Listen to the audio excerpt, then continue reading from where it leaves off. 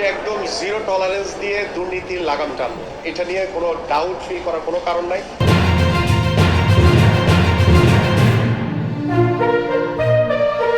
যেহেতু এখন একটি দায়িত্বশীল জায়গায় রয়েছে, আমি কিভাবে এটাকে আমরা উতরিয়ে ভালো একটি পর্যায়ে যা করণীয় আছে আপনাদের সাথে পরামর্শ করে আমার সংশ্লিষ্ট যারা ক্রিকেট বোর্ডে রয়েছে, অন্যান্য সেক্টরে যারা রয়েছে, ফুটবল থেকে শুরু করে অন্যান্য ফেডারেশনগুলো সবার সাথে আমি আমার জনাব তারেক রহমানের সাথে কথা বলে যেহেতু জনপ্রিয় খেলা হিসেবে আমাদের ক্রিকেট কিছু করার সুযোগ রয়েছে, কারণ আমরা করে ফেলতে পারবো। আমরা চাই একটা রাইট প্লেয়ার ছিলাম, আমি খেলোয়াড়দের ভিতর থেকে কিন্তু উঠে আসছি, সুযোগ সুবিধাগুলো দরকার সেগুলো কিন্তু আমি আলহামদুলিল্লাহ তার পারিবারিকভাবে তাদের পরিবার নিয়ে টেনশন করতে না হয়, বা তার আমি আল্লাহর রহমতে যারা ক্রীড়াবিদ কর্মসংস্থানে যে রাস্তা আমরা তৈরি করতে কর্মসংস্থানে অপেক্ষা করছি।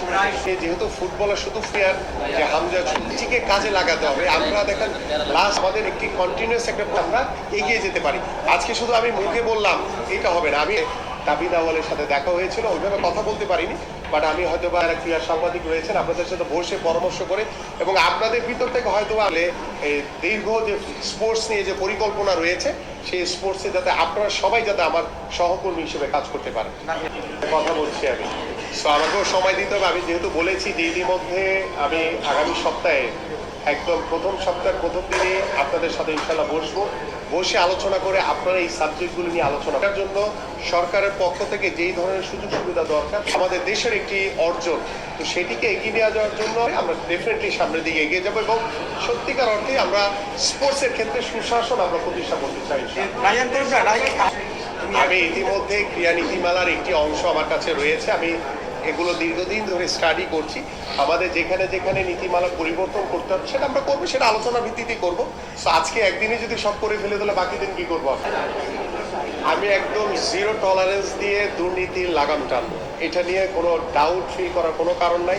আমি যেহেতু বলেছি যে আপনারা আমার সহকর্মী হিসেবে কাজ করবেন, আপনারা আমাকে যেখানে যে তথ্যগত পান, যেখানে অনিয়ম হয়েছে সেটা আমাকে জানালে আমি তাৎক্ষণিকভাবে দায়িত্ব নিয়ে জিরো টলারেন্স দিয়ে সেটাকে দমন করার চেষ্টা করবো এবং ভবিষ্যতে ক্রীড়াঙ্গনে কোনো দুর্নীতিকে প্লিজ বলেন যাবেন না। আমরা দীর্ঘ সে ছয়িত করা যে ভালো খেলে তার কি উৎসাহিত সাংবাদিক, আপনারা যদি ক্রিকেট বোর্ডের যিনি এখন আমি দেখবো দেখে দিচ্ছি যাতে কালকে থেকে আপনাদেরকে উন্মুক্ত করে দেওয়া প্রদান করবেন এবং আমিও আপনাদের কাছ থেকে আশা করব আপনাদের কাছ থেকেও কিন্তু সার্বিক সহযোগিতা আমি চাই।